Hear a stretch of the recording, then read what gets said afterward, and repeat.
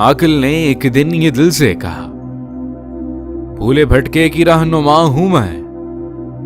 हूं जमी पर गुजर फलक पे मेरा,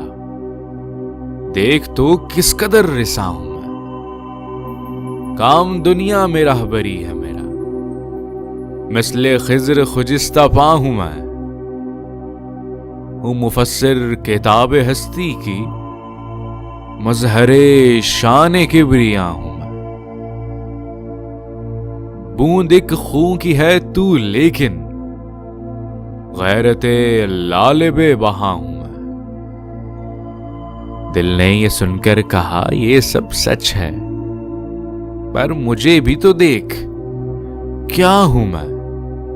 राज हस्ती को तू समझती है, और आंखों से देखता हूं मैं, है तुझे वास्ता मुजाहिर से, और बातिन से आशना हूं मैं, इल्म तुझसे तो मार्फत मुझसे, तू खुदाजू खुदा नुमा हूं मैं,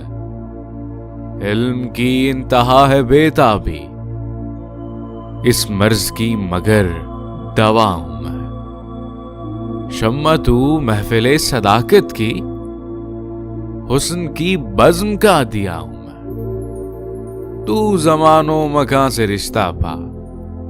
दायरे सिदरा आशना हूं मैं, किस बुलंदी पे है मकाम मेरा, अर्श रब्बे जलील का हूं।